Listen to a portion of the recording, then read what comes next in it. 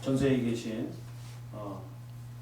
믿음의 동역자와 그리고 성도님들 그리고 믿지 아니하는 여러분들에게 하나님의 말씀을 전하게 돼서 반갑고 기쁩니다. 하나님의 은혜가 여러분들 위해 넘치시기를 예수님의 이름으로 축원하는 바입니다. 아멘. 오늘은 요한복음 7장 37절에서 39절 말씀을 상고하겠습니다. 제가 공독합니다. 명절 끝날 곧 큰 날에 예수께서 서서 외쳐 이르시되 누구든지 목마르거든 내게로 와서 마시라. 나를 믿는 자는 성경의 이름과 같이 그 배에서 생수의 강이 흘러 나오리라 하시니 이는 그를 믿는 자들이 받을 성령을 가리켜 말씀하신 것이라.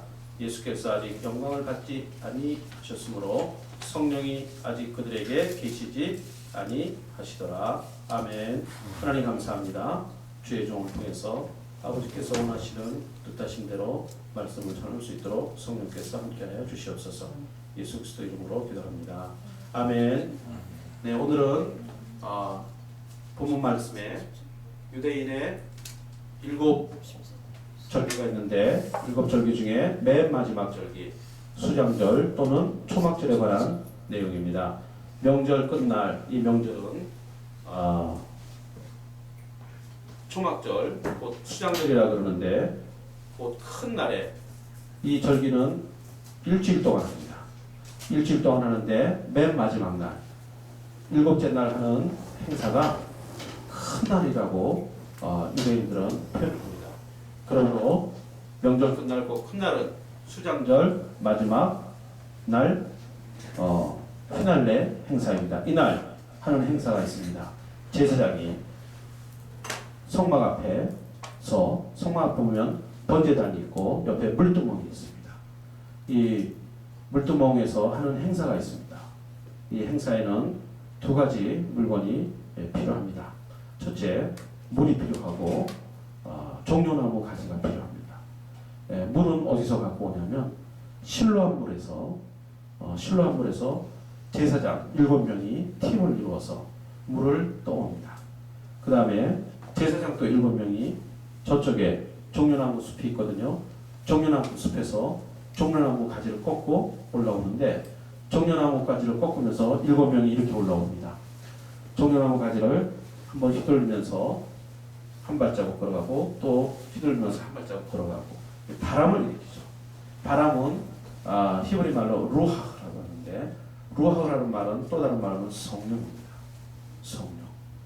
지금 마지막 날 큰 날에 하는 행사가 있는데 실로암 물에서 제사장 7명이 물을 갖고 올라오고 또 이쪽에 종려나무 가지를 꺾어서 종려나무를 꺾으면서 종려나무를 흔들면서 바람을 일으키는데 그 바람이 성령이라고 하는 뜻이에요. 그래서 가지고 온 물을 가지고 제사장은 번제단 옆에 있는 물두멍 거기다가 물을 쏟습니다. 물을 쏟으면서 기도합니다. 하나님, 내년에도 하늘에서 이른 비와 늦은 비를 적절히 주셔서 풍년나게 하여 주시옵소서. 그런 기원을 이렇게 하는 겁니다. 매년 하는 겁니다. 이 수장절, 초막절이라는 말은 대한민국의 명절로 따지면 추석과 같은 거예요. 예. 이날에 이런 행사를 하는데 예수님이 그 옆에 계셨었어요. 계시면서 물을 부으면서 하늘의 비를 간구하는 겁니다. 그러니까 예수님이 보시면서 일어나신 거예요. 일어나면서 이 마지막 수장절의 제일 큰 날, 마지막 휘날레 하는 이 행사를 보면서 예수님이 외쳐 이르시되 이렇게 성경에 보니까 서서 외쳐 이르시되 누구든지 목마르거든 내게로 와서 마시라. 지금 너희들은 내년에 먹을 물을 향하여 지금 하나님한테 물을 부으면서 기원하지 않느냐? 내년에 바라는 그 물은 오늘 먹으면 내일 목마른 물이고 올해 먹었던 물 내년에 마시지 않으면 칼찍이 나는 물 아니냐? 하나님이 이 물을 준 이유는 이 물을 먹으라고 한 것이 아니고 나를 마시라고 하는 것이다. 이스라엘 백성들아, 내게로 와서 나를 마시라. 내가 영원히 솟아나는 영생손이라. 그 얘기를 서서 외쳐 크게 말씀하신 거였어요. 그러면서 나를 믿는 자는 성경의 이름과 같이 그 배에서 생수의 강이 흘러나오리라. 이는 그를 믿는 자들이 받을 성령을 가리켜 말씀하십니다. 성령이 지금 종려나무를 꺾고 올라오는 거였어요. 여러분, 그래서 이스라엘의 풍습에는 그냥 풍습이 아니에요. 그것이 다 구원에 연관된 풍습인 겁니다. 여러분. 예수님께서 누가복음 11장 13절에 구하라, 찾으라, 두드리라. 악한 자도 자식에게 좋은 것을 줄 줄 아는데 왜 하나님께서 너희에게 성령을 주시지 않겠느냐 라고 말씀하십니다. 여러분, 우리는 성령을 받아야 됩니다.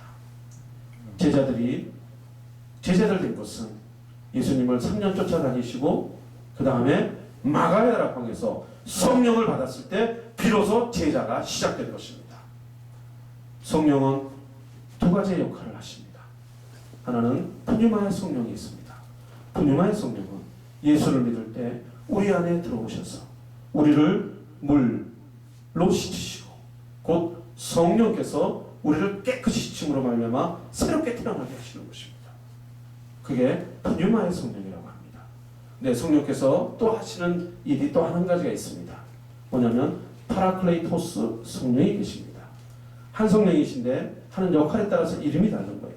파라클레이토스. 파라는 옆에, 곁에라는 뜻입니다. 클레이토스라는 말은 24시간 부름을 기다리는 존재라고 하는 뜻입니다. 옆에 서서 24시간 불러주기를 기다리는 존재. 그게 성령입니다. 성도들이 성령을 불러주기를 성령은 기다리시는데 언제 기다리시느냐? 24시간. 한 시간 빼놓지 않고 성도들이 부를 때 얼른 달려가려고 딱 준비하고 계신 분이 성령이라고 하시는 분이에요. 그래서 성령이 성도들을 돕고 성령이 성도들을 거듭나게 하셔서 예수를 믿음으로 말미암아 영원한 천국에 들어가게 하시기 위해서 하나님께서 본인 스스로가 내려오신 분이 성령 아니겠습니까? 그래서 예수님이 말씀하신 겁니다. 성령을 간구해라. 구하라 성령을. 두드리라 성령을. 찾으라 성령을. 반드시 하나님께서 베풀어 주신다. 이것을 주시기 위해서 확증하신 것이 예수 그리스도를 십자가에 못 박혀 죽게 하신 것입니다. 아멘. 그러므로 여러분 성령을 간구하세요.